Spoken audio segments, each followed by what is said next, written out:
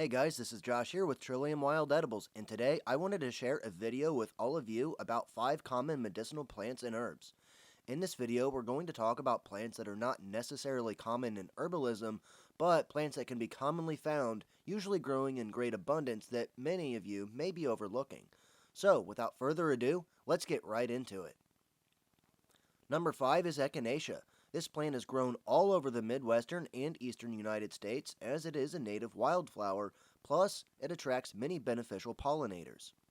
It is indeed beautiful, but it also has important medicinal uses as well.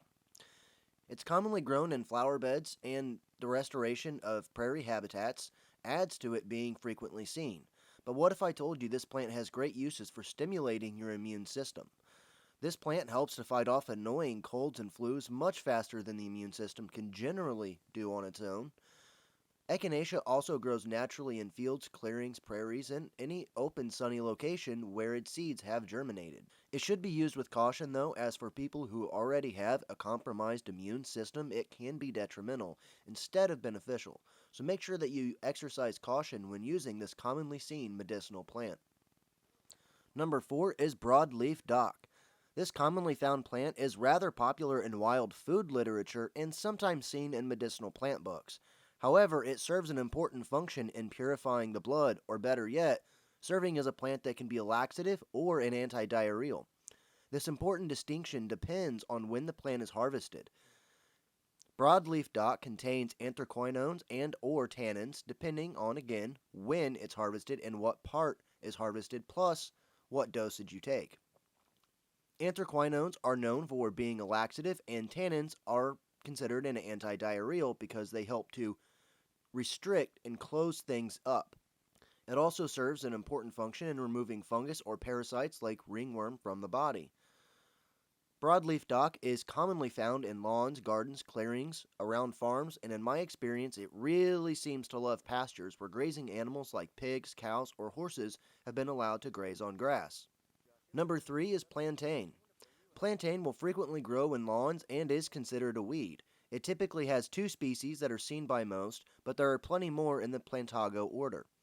The 2 you will see the most are broadleaf plantain and narrowleaf plantain. They both have great use as an astringent, an antibiotic, and an antibacterial. It's useful for clearing up the skin from blackheads and acne. Plus, it's good to use when combined with yarrow for open cuts and wounds, as it not only cleans the cut, but helps to seal the wound a lot faster. Plantain can be used internally and externally, and the seeds are a great source of fiber in replacement of commercial psyllium.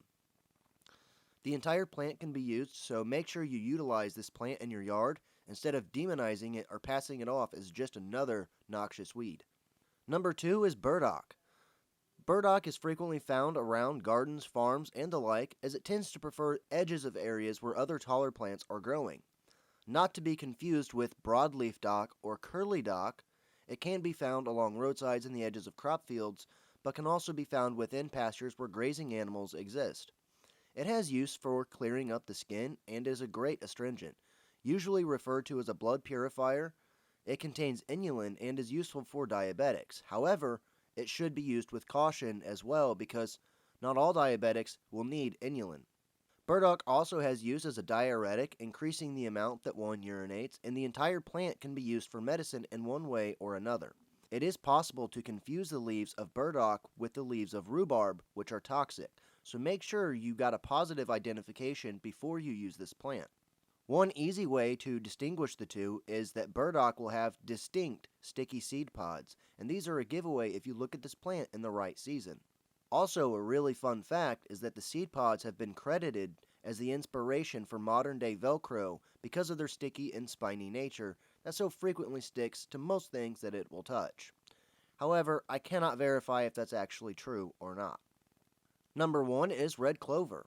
Red clover is usually seen in lawns and fields, and farmers will use this legume to help enrich the soil in their pastures as it helps to fix nitrogen with its deep-reaching roots.